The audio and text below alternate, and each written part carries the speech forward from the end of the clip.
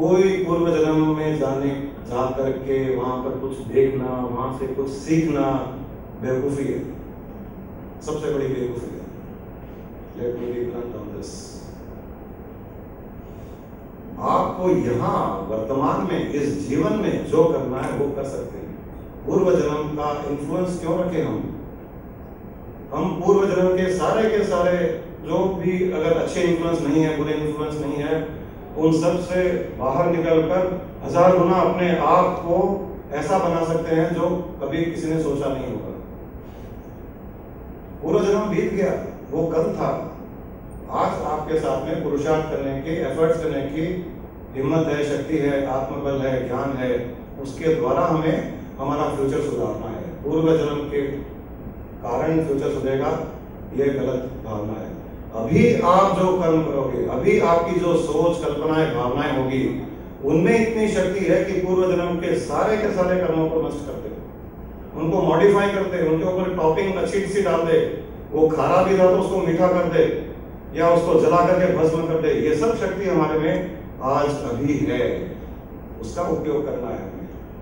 पूर्व जन्म का किसी भी कोई चीज का उपयोग नहीं करना, न उससे डर के से बाहर निकलना है, न उसका कुछ अनुभव करना है, न ये देखना है कि किसने मेरे साथ क्या किया, क्या नहीं किया। अगर इतना ही हम ध्यान रखें कि जो हमारे जीवन में हो रहा है वो पूर्व जन्मों के कारण ऑब्वियसली हो रहा है, कई परिस्थितियां उसके कारण उत्पन्न हुई है, उसको जैसे ही आप एक्सेप्ट कर लोगे, आपकी स्ट्रगल खत्म हो जाएगी। और इस जन्म में हमको जो पुरुषार्थ करना है, जो एफर्ट्स करने हैं, वो डालेंगे तो हम जैसा जीवन चाहे वैसा बना लेंगे। सिंपल, इसी कॉन्सेप्ट में आप चलते जाइएगा। और लाइफ का गोल बहुत बड़ा होना चाहिए, पीछे पास्ट में जाने का गोल नहीं, फ्यूचर के एनलाइटनमेंट का गोल। अल्टीमेट एनलाइटनमेंट, बिकम बुद्धा, जिसके लिए आपको यह मनुष्य जीवन मिला है। और ऑब्वियसली कोई ना कोई अच्छे कर्म किए हैं पूर्व जन्म में, तो इस प्रकार के सत्संग में हम बैठे हुए हैं और ऐसी अच्छी बातें भी कर रहे हैं। तो इस कड़ी को पकड़ करके आगे बढ़ना है, बैक ट्रैक नहीं, बैक स्टेप नहीं लेना। सिंपल। आज के सेशन में आपको एक बहुत बड़ी हमारे अंदर जो शक्ति है उसको इन्वोक करने की टेक्निक बता रहा हूं। वो है पावर ऑफ विजुअलाइजेशन, कल्पना शक्ति। इस कल्पना शक्ति के द्वारा हम कुछ भी प्राप्त कर सकते हैं। कोई ऐसी चीज नहीं है जो इसके द्वारा हम प्राप्त न कर सके। इसका ये भी अर्थ मत निकालिएगा कि सारी की सारी इच्छाएं, वासनाएं, लालच हम पूरी कर लें इससे, क्योंकि मैंने कल बताया था आपको, इच्छाएं, वासनाएं, लालच आदि नेगेटिविटी है। और नेगेटिविटी के पूर्ति के लिए अगर आप अपनी शक्ति को उपयोग में लाओगे तो कहीं ना कहीं उसके लाइफ में रिपरकशन आएंगे। ये भी ध्यान रखिएगा। इसका ये भी अर्थ नहीं है कि हमारे गोल नहीं होने चाहिए, कोई उद्देश्य नहीं होने चाहिए। इसका ये भी अर्थ नहीं है। मैं आपको दो चीजें कॉन्ट्राडिक्टरी बता रहा हूँ, शायद लग रही होगी कि कॉन्ट्राडिक्टरी है। कॉन्ट्राडिक्टरी नहीं है, मैं आपको बता दूंगा। आपके गोल्स रखिए, लेकिन भावना ये रहे कि मेरा ये उद्देश्य पूर्ति, मेरा ये गोल मेरे और बाकी सबके लिए, अच्छे के लिए हो, हार्मनी के लिए हो, तब उस गोल की पूर्ति में कोई प्रॉब्लम नहीं है। बिना उस कंडीशन के अटैच, लालसा में, ग्रीड में कोई भी इच्छा पूर्ति गलत हो जाएगी। ये ध्यान रखना है, वो मैं आपको आगे बताऊंगा। कल्पना अवचेतन मन और ब्रह्मांड से संपर्क करने का एक अद्भुत माध्यम है। It's a medium. Imagination, visualization is a medium to get connected to our subconscious mind and to the cosmic forces. जो ब्रह्मांड में ब्रह्मांडीय शक्तियां विद्यमान है, जो हर जगह है, हमारे आसपास है, हमारे अंदर है, और जो हमारा पावरफुल सबकॉन्शियस माइंड है, उनसे कनेक्ट करने का, उनसे कम्युनिकेट करने का कल्पना, imagination, visualization is a beautiful medium. उसको हम टैप कर करके जो हम चाहते हैं वो प्राप्त कर सकते हैं।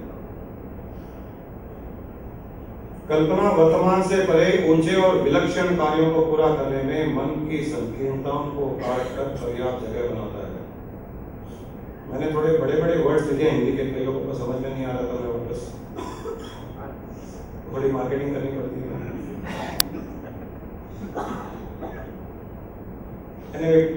इट जस्ट मीन्स कि हमारी जो नॉर्मली हम जिस स्टेट में है वो हम क्यों है, जो भी हम अच्छे बुरे गरीब अमीर जो भी है, और हम और कुछ चाहते हैं, तो हमारी जो स्टेट है सिंपली वो हमारी अपनी रेस्ट्रिक्ट की हुई स्टेट है।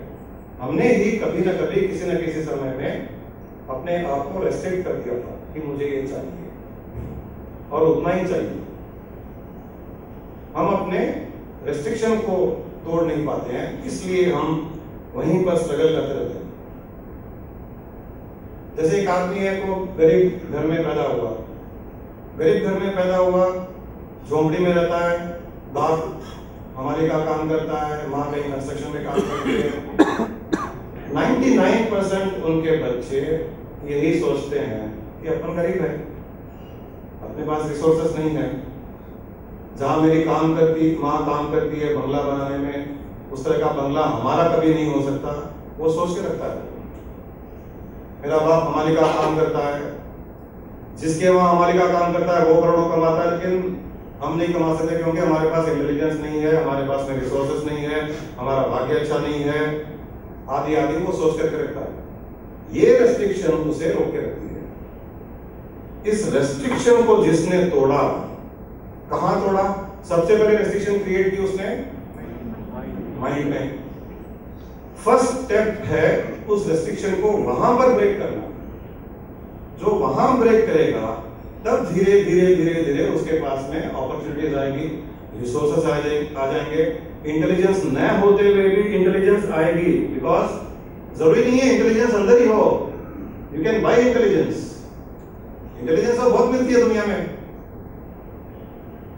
रिसोर्सेज की कोई कमी नहीं है। लोग बैठे हुए हैं, हजारों मर्चेंट बैंकर्स बैठे हुए हैं, बिलियंस एंड बिलियंस डॉलर्स लेकर के बैठे हैं, कोई आए ले हमसे।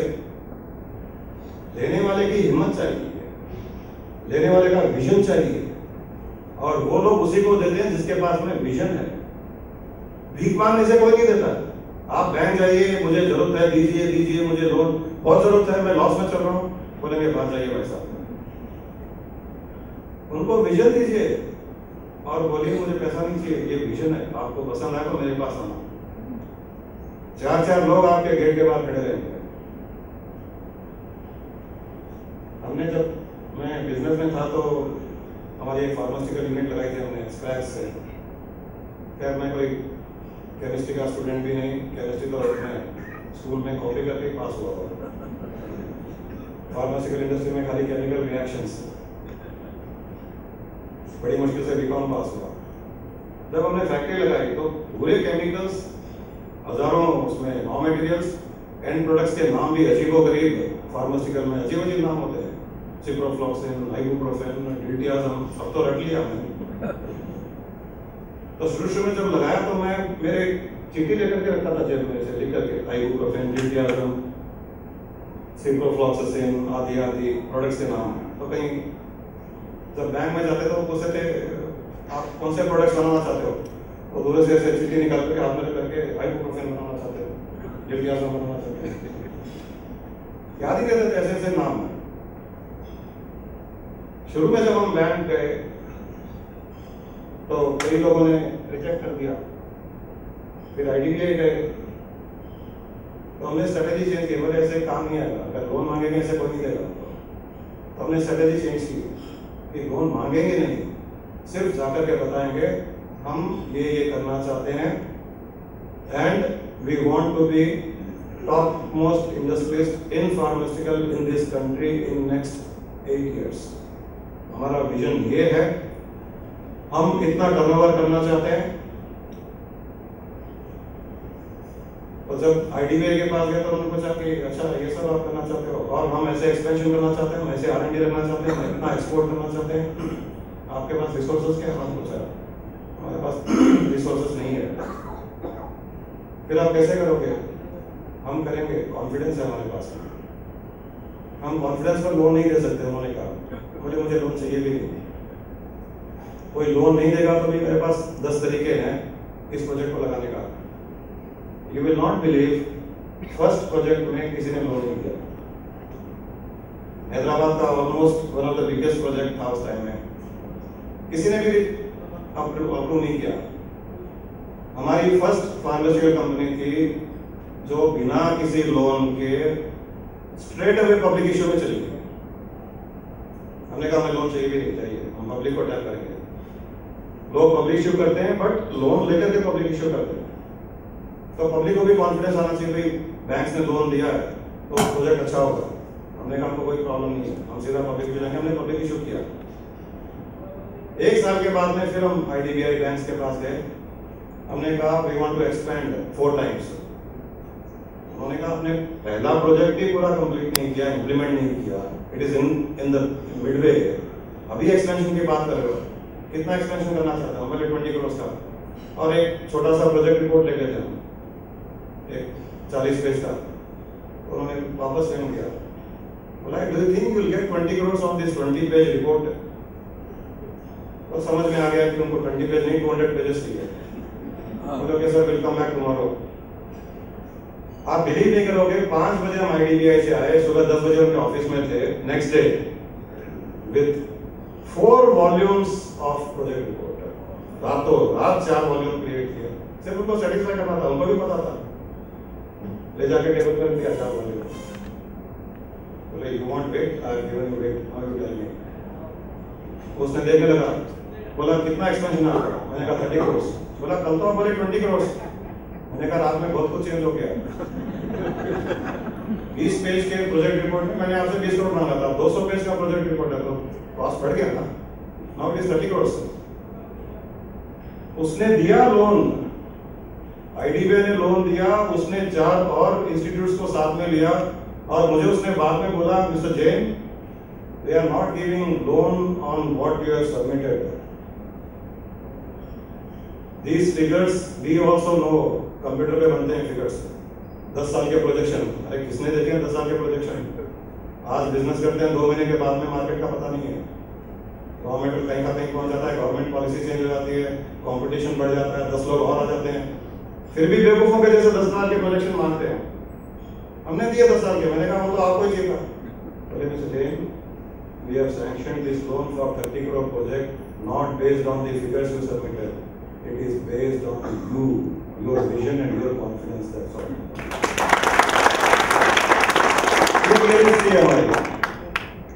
कहने का मतलब है कि विजन चाहिए, विजन चाहिए। धीरूभाई अंबानी क्या था? पेट्रोल पंप में काम करता था एक लड़का, गरीब था, पढ़ा हुआ नहीं। जो मैंने भी कहा कि हजारों गरीब लोग ये सोच लेते हैं कि हम गरीब हैं, हमारे पास रिसोर्सेस नहीं, हम आगे कैसे बढ़ेंगे। तो उन्होंने क्या किया, अपने आप को रेस्ट्रिक्ट कर दिया कि मेरी परफॉर्मेंस लाइफ में इतनी होगी कि मैं भी बाप हमारी है, मैं हमारे का काम नहीं करूंगा, मैं ग्रेजुएशन कर लूंगा और कहीं मोर में या फूड वर्ल्ड में अच्छा सा यूनिफॉर्म पहन करके मैं ऑफिस बॉय बन जाऊंगा। अपने आप को ऑब्वियसली वो नॉर्मली हम क्या करते हैं, जिस स्टेटस में हम पैदा होते हैं, जिस एनवायरनमेंट में रहते हैं, हम उस एनवायरनमेंट से 10% या 20% इतना ही, और मैं मेरी बिल्डिंग की छत पर हेलीकॉप्टर से उतरूंगा, मेरी पर्सनल हेलीकॉप्टर से, तो वो उसको प्राप्त भी कर पाएगा। लेकिन जो 10-20% सोचेगा वो 20% ही आगे बढ़ेगा। ये जो सोचना है कि मैं इस स्टेट में हूं, उससे 10,000 टाइम्स मैं बन सकूंगा, वो ये कल्पना शक्ति काम करती है। वो कब बनेगा बात की बात है, लेकिन पहले या तो उसको ब्रेक करो। हमने जो रेस्ट्रिक्शन बना के रखे हैं उसे ब्रेक करो, वो फर्स्ट स्टेप है। इसी प्रकार जरूरी नहीं है, ये तो मेटलिस्टिक वर्ल्ड की बात कर रहे हैं। वो धीरूभाई अंबानी जहां काम करता था पेट्रोल पंप में, जहां 150 रुपए से मिलते थे, उस पेट्रोल पंप में दूसरे जो उसके साथ काम करते थे वो भी गरीब थे। उनको मालिक को एक ही बात कहता था कि एक दिन देखना, ये जो डीजल पेट्रोल आ रहा है यहाँ हमारे पेट्रोल पंप में, वो भेरी फैक्ट्री से आएगा। लोग हंसते थे उसके ऊपर। यहाँ 150 रुपये मिल रहे हैं, बड़ी मुश्किल से घर चला रहा है और ये क्लेम कर रहा है। लोग तो हंसेंगे इस बात पर, लेकिन उसके अंदर एक भावना, एक फीलिंग, एक कॉन्फिडेंस, एक आत्मविश्वास था कि एक दिन आएगा। आया। इसीलिए लोग कहते हैं सक्सेसफुल पीपल आर विजनरीज। एक स्टेटमेंट होता है कभी, is a great visionary. Visionary का अर्थ है to see the future in the present. अब इसका ये भी अर्थ नहीं है कि हम सिर्फ मेटेरियलिस्टिक प्रोग्रेस करेंगे, ये अर्थ नहीं है। विजनरी में आप सुख की विजन भी कर सकते हो कि मैं जिंदगी भर सुख शांति से जी रहा हूं।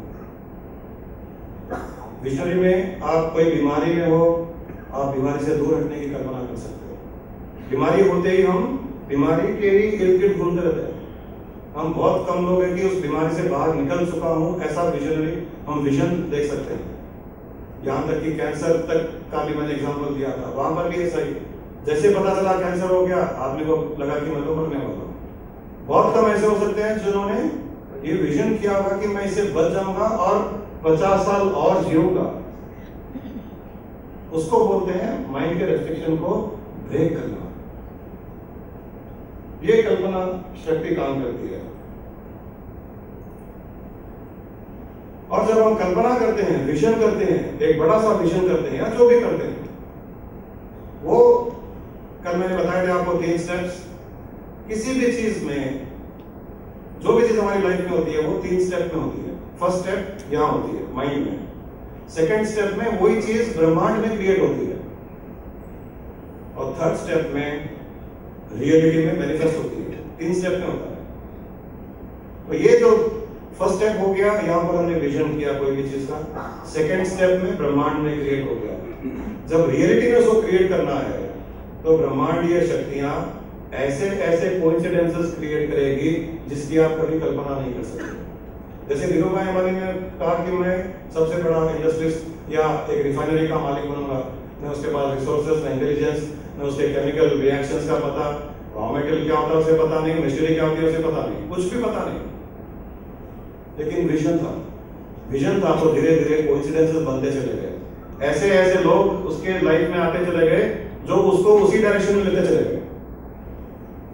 तो कोइंसिडेंसेस क्रिएट होता है हमारे विजन, हमारे विजुअलाइजेशन करने से। ऐसे भी लाइफ में बहुत से कोइंसिडेंस होते हैं, और ऐसा नहीं है कि हम विजुअलाइज करते नहीं है, हम आज भी इमेजिनेशन करते हैं, लेकिन अनजाने में करते हैं। और अक्सर अनजाने में हम गलत कल्पनाएं कर लेते हैं, और गलत कल्पनाएं कर करके हम गलत चीजें हमारी लाइफ में अट्रैक्ट करते हैं। इसका साइंस यही है कि हम 2 तरह की दुनिया में रहते हैं, एक स्थूल जगत और एक सूक्ष्म जगत। बाह्य सृष्टि जो है, हम जिसे देख रहे हैं, जो हमें दिख रहा है, वो स्थूल सृष्टि है, और हमारे अंदर जो चलता है वो सूक्ष्म जगत है। कल्पना शक्ति के द्वारा पहले सूक्ष्म सृष्टि की रचना होती है, और फिर वही स्थूल सृष्टि में अभिव्यक्त हो जाती है। पहले सूक्ष्म सृष्टि की रचना होती है, जो मैंने 3 स्टेप बताया आपको। और अनजाने में हम अक्सर गलत कल्पनाएं करके गलत व्यक्तियों को, परिस्थितियों को आकर्षित कर रहे हैं। हम अभी भी हमारी इस पावर को इन्वोक कर रहे हैं, लेकिन अनजाने में गलत काम के लिए इन्वोक कर रहे हैं। क्योंकि एक तो आपको पता नहीं है कि कब कल्पना उत्पन्न हो गई, कब भावना उत्पन्न हो गई। दूसरा, आपके पास में माइंड को कंट्रोल करने की टेक्निक्स नहीं है। हर समय माइंड कुछ ना कुछ सोच रहा है, कुछ डर रहा है, कुछ इमेजिन कर रहा है, कुछ भावना उत्पन्न कर रहा है, और उसको कंट्रोल करने की आप में अभी तक कला नहीं आई, शक्ति नहीं आई, टेक्निक्स नहीं आई, प्रैक्टिस नहीं किया आपने। तो दुनिया भर के कंफ्यूज्ड सिग्नल्स वो हर समय कॉस्मोस को भेजता रहता है। इसीलिए हमारी लाइफ में कभी भी कंफ्यूज रिजल्ट्स आते हैं। और जिन्होंने माइंड को कंट्रोल करना सीख गया, और यहाँ पर कई ऐसे लोग बैठे हुए हैं, और यहाँ से बाहर भी जो कई लोग इस चीज को प्रैक्टिस कर रहे हैं, आप उनसे पूछिए, 1 to 1 कनेक्शन कर सकते हैं वो, कि मैंने ऐसे सोचा और ऐसे हुआ, मैंने ऐसे सोचा और एग्जैक्टली ऐसे हुआ। कई लोग बैठे हैं जो अब क्लेम कर सकते हैं। इतना ही नहीं, अब लोगों को पता भी चलता है कि हाँ, अनजाने में भी जो हमारी कल्पना हुई थी वो कई सालों के बाद में सच हुई। यहाँ प्रेम जी अग्रवाल हर बार कोट करते हैं, बोले बचपन में मैं एक बार किसी स्पिनिंग प्लांट में गया था, बड़ा सारा स्पिनिंग प्लांट था, छोटे कितने साल के, 9 इयर्स के, किसी के साथ में स्पिनिंग प्लांट चले गए थे, वहां बहुत बड़ा स्पिनिंग प्लांट देखा 9 साल की उम्र में। इनको अब पता चला कि उसका रिजल्ट क्या हुआ। बोले उसी दिन वो स्पिनिंग प्लांट देख करके मेरे दिमाग में आया कि अपना भी ऐसा एक स्पिनिंग प्लांट होना चाहिए। 9 साल की उम्र में एक बच्चे के दिमाग में ऐसा आया कि मुझे स्पिनिंग प्लांट ऐसा लगाना चाहिए। 9 साल के बच्चे में तो दूसरे दुनियादारी के अट्रैक्शन में ही लगे हुए रहते हैं, और तब से उनके दिमाग में है। अब जा करके 2 साल के पहले 15 इयर्स पहले एग्जैक्टली सेम चीज उनके जीवन में उन्होंने लगाई, और हमारे प्रोग्राम में अटेंड करने के बाद में उन्होंने मुझे कहा कि अब मुझे विश्वास हो गया भाई साहब कि ये चीज बहुत काम करती है, क्योंकि अब मैं कनेक्ट कर पा रहा हूँ कि मेरे बचपन में जो कल्पना मैंने की थी वो एग्जैक्टली सेम उसी रूप में अभिव्यक्त हुई है, क्रिएट हुई है लाइफ में। अब इनका माइंड कॉन्सेंट्रेटेड था, अभी भी कॉन्सेंट्रेटेड है, इसलिए हम लोग करते हैं इससे। माइंड कॉन्सेंट्रेटेड होता है तो 1-to-1 रिलेशनशिप आपको मिल जाता है, लेकिन सिग्नल्स कंफ्यूज जाते हैं तो हमें जैसा हम चाहते हैं वैसा नहीं मिलता। अनजाने में की हुई गलत कल्पनाएं कई तरह की होती है। कोई बीमार को देख करके बीमारी की कल्पना कर लेते हैं। मैंने बताया था कोई आदमी किसी हॉस्पिटल में किससे मिलने गया, उसके कैंसर हो गया था, जैसे लेडीज 2-4 घंटे बात करती है छोटे से चीज को लेकर के, वो भी डिटेल में समझा रही थी कि ये कैंसर होने से पहले फुंसी हुई थी, फिर धीरे धीरे 7 दिन के बाद में थोड़ा सा बड़ा एक गांठ जैसा हो गया था, फिर बढ़ता गया, फिर जाकर के डॉक्टर को पता चला। आधी 2-4 घंटे तक उस छोटी सी चीज को, तो जो सुनता है वो भी डिटेल में सुन रहा है। घर गए, तीसरे दिन देखा कि फुंसी हो गई उसके लिए, दिमाग में यही आएगा। फुंसी होते हुए भी दिमाग में कि कैंसर। अब वो टेस्टिंग करा लो, डॉक्टर बोल दिए फुंसी है, बोलेगा नहीं आपको पता नहीं है, बेवकूफ डॉक्टर। जब तक वो ये नहीं कहेगा कि कैंसर है तब तक इसको सेटिस्फाई नहीं होगा। इतना जिसका स्ट्रॉन्ग माइंड होगा उसके फुंसी कैंसर में भी कन्वर्ट हो जाएगी। ये मेडिकल साइंस रिकॉर्डेड है, ये मेडिकल साइंस में प्रूफ है कि यही होता है। यहाँ पे डॉक्टर्स हैं, 2 डॉक्टर्स बैठे थे कल, young doctors, where are they? You have completed your MBBS, no? Sorry? Dentist. Okay.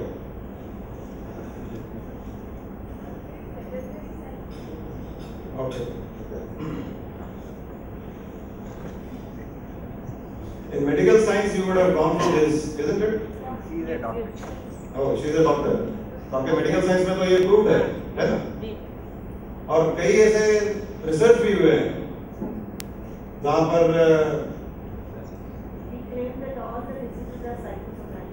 sorry?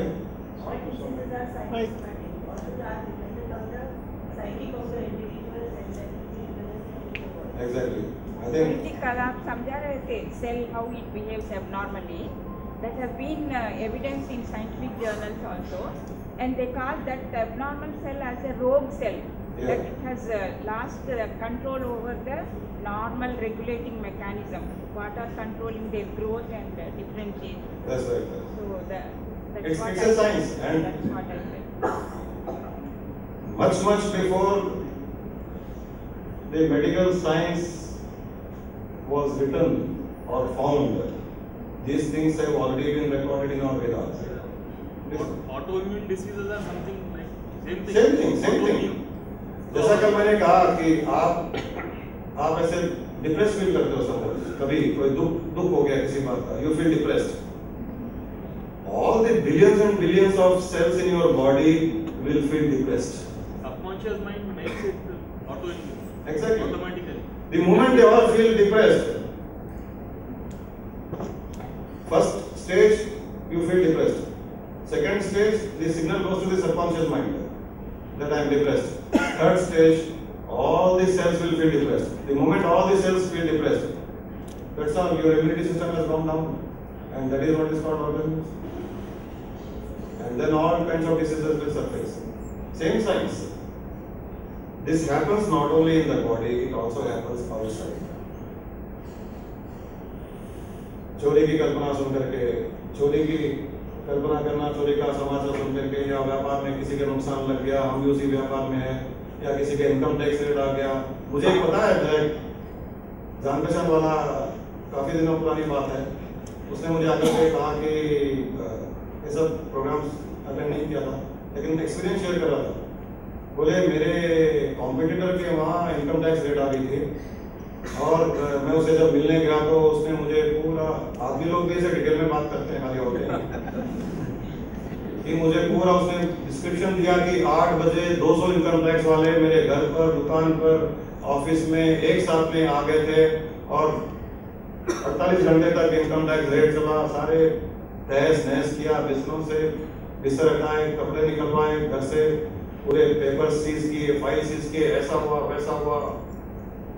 और वो डिस्क्राइब कर रहा है कि ये अपने अंदर मूवी चला रहा है कि मेरे घर में भी आ रहे हैं, मेरी दुकान में आ रहे हैं, क्योंकि वो स्क्रिप्ट राइटर था वो सामने वाला, और ये डायरेक्टर है। तो जैसे जैसे वो स्क्रिप्ट सुना रहा है, इसकी मूवी बनती जा रही है। ऐसे होता है मूवी मेकिंग में, और डायरेक्टर बनता है, स्क्रिप्ट राइटर सुनाता है, इमेजिन करता रहता है, पूरी इमेजिनेशन हो गई। उसके दुकान का नाम बोर्ड बदल गया, इसका बोर्ड चला गया। दिन रात उसके दिमाग में यही घूम रहा था कि 8 बजे 200 लोग मेरी दुकान में, मेरे घर पर, मेरे ऑफिस में रेड कर रहे हैं। 8 बजे घंटी बजती तो इसको लगता कि एक बार बेचारा डर के मारे